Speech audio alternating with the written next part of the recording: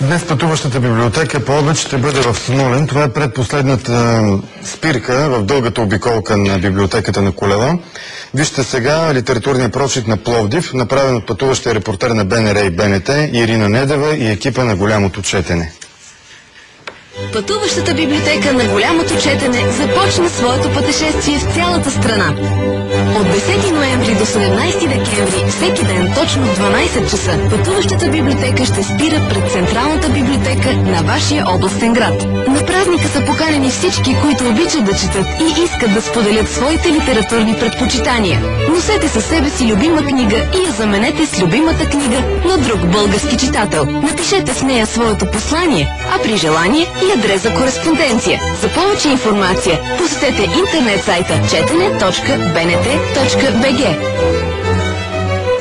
Вероятно всеки може да започне своето литературно пътешествие в Пловдив от различно място. Логично аз избирам да започна от тук, от запазените римски мозайки от 3-4 век. В една от тях четем името на девойка Ейрене. Днес римските мозайки с Ейрене се оказват част от модерна галерия и съвременно пространство.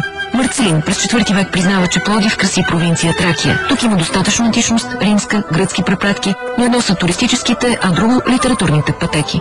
Пловдив е литературно избродим, ако имаме вечен живот. Това е град на няколко цивилизации.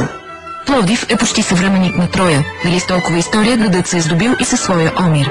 Ако четем Пловдив като литературен текст, епохата е друга. Не толкова античност, не толкова средновековия, период, в който Пловдив е бил ту български, ту византийски, а чисто просвещение.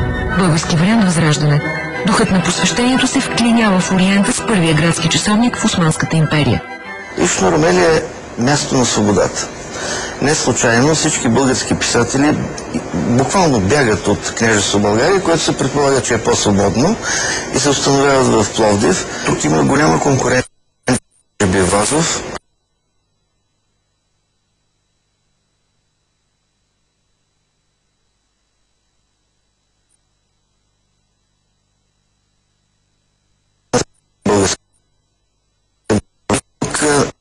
Голямото съчинение, което го легитимира като национален поет, това е епопея на забравените. Жълтото училище е първото модерно светско училище. За пръв път тук е честван празника на Кирил Методий през 1858. Възпитаници на светската гимназия са най-големите интелектуалци и политически фигури на след освобожденска България. А делото на Найден Геров, то е уникално. Този речник, който сам човек издава, 6-томния речник на етимологичен на български език, той не може да бъде повторен дори от нас с всички съвременни технологични средства. Института за български език е още на буквата С. Както книгата не може без печатар, така българското книгоиздаване не може без Христо Герданов, българският Гутенберг. Книгоиздаването здраво стъпва на основата на направеното от Христо Данов. Първата книжарница е също тук. Наричали са я негласно Министерство на народното просвещение. През 1855 година Христо Герданов отпечатва в Белград първото малко календарче Старопланин. Това се смята за датата на раждане на българското книгоиздаване. Само 10 години по-късно вече тук се печатат атласи, карти и отваря врати първата книжарница. Не можем да мислим Пловдив без Петко Речев Славейков, който е бил няколко години учител тук, и без Константин Величков, който пише, превежда включително Данте и даже е министър на образованието. Голяма част от тези енергични румелийски интелектуалци са и мъдри управници. Литературата практически е била на власт тук в Пловдив. Има големи български писатели, които са много близки до властта. Това е кръга на Вазов, Константин Величков, Михаил Маджаров. Има и големи български писатели по същото време, които нямат нищо общо с властта. Това е Захари Стоянов. Това са представителите на по-бедната, по-радикално настроена част от българската интелигенция. Разцветът в източна Румелия си остава връх почти непостижим.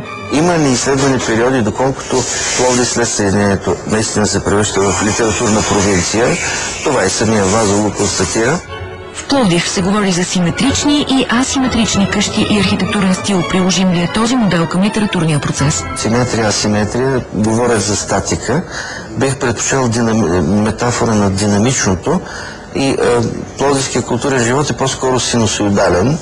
Той ту се въздига до някакви амплитуди нагоре, ту затихва. С динамото на този рок-ни Студебейкър от 1930 година се връщаме назад.